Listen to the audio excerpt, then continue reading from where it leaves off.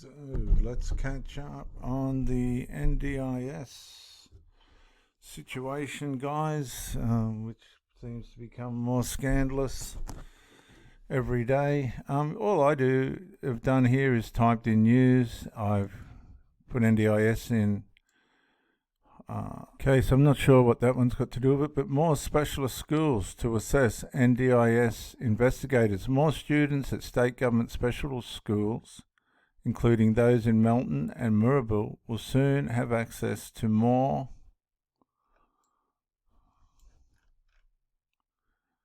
tailored care and wraparound support. Excuse me, viewers. The second stance of the $21.2 million National Disability Insurance Scheme Navigators initiative is now being rolled out, giving an extra 35 schools access to the fund.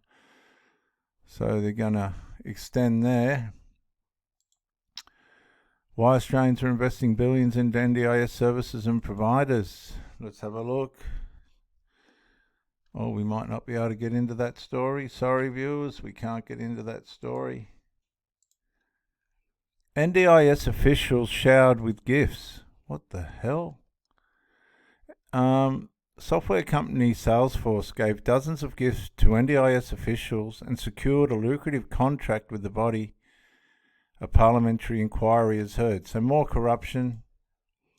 Salesforce disclosed it gave gifts worth more than $100 to NDIS officials at least 45 times between those dates, including meals and drinks at exclusive restaurants and bars. Disability Insurance Agency had earlier claimed it had no evidence staff had received gifts or benefits from Salesforce. The policies say that you can't have a gift more than $100.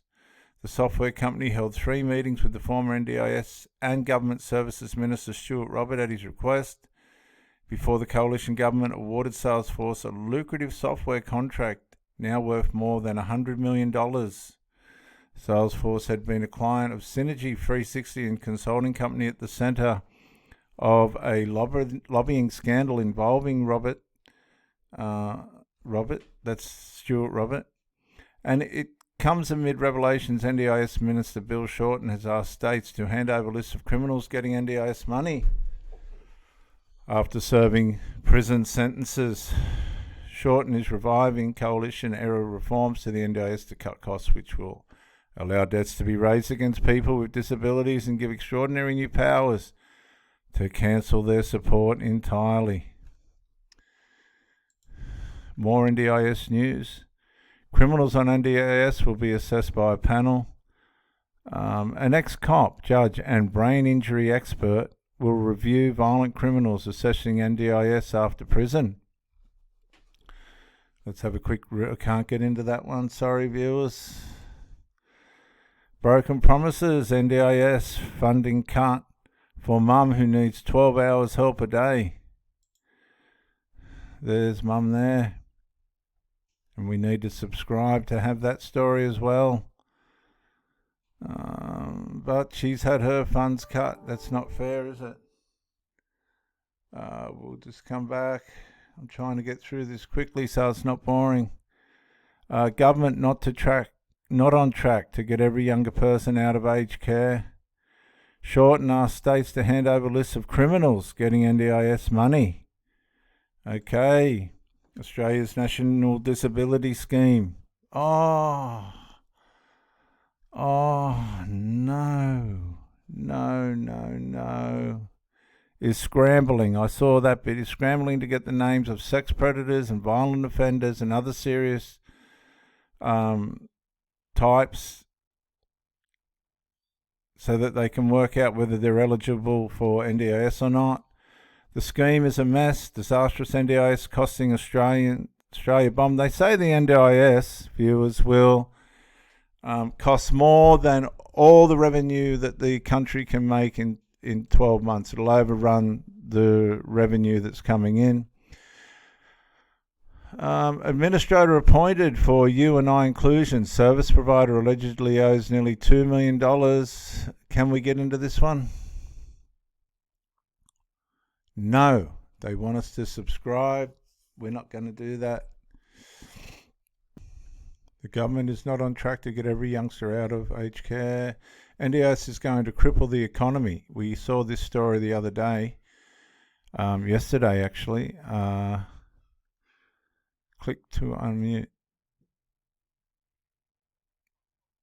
We'll just let this commercial go through. The Australian National Editor Dennis Shannon discusses the need for greater regulation on NDIS. Let's go to that story now.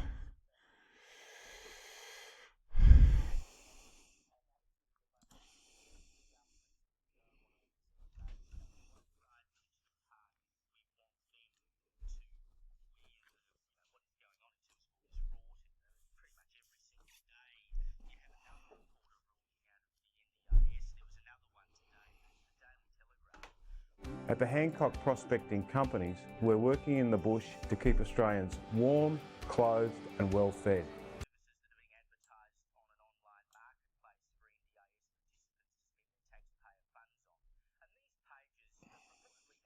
Talk about winners for the coalition. I think there's probably an attitude at the moment that we'll let the government sort of go on all this NDIS stuff. We won't ride them too hard because we want them to wear what is going on in terms of all this rorting. And I mean, pretty much every single day you have another report of rorting out of the NDIS. There was another one today, the Daily Telegraph, reporting that Dungeons and Dragons gaming nights and supposedly Lego-based therapies are some services that are being advertised on an online marketplace for NDIS participants to spend their taxpayer funds on. And these pages reportedly have no official affiliation to the program. They're not officially registered, most of them, but they offer luxury accommodation, ski trips, excursions to the movies and all sorts of stuff like this covered by the NDIS. And we're talking about $160 an hour for quote-unquote Lego therapy, as if this couldn't get any worse.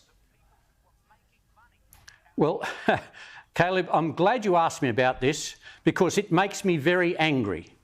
And not angry about what you may think. It's not that people are spending $160 on a Lego camp or Dungeons and Dragons. What angers me is that Bill Shorten, as minister who put this scheme together, and then as the opposition spokesman, said the real problem with the NDIS was corruption, that it was the way that people were misusing the system, the people who were making money out of the NDIS, and then he pledged to fix all of that in opposition.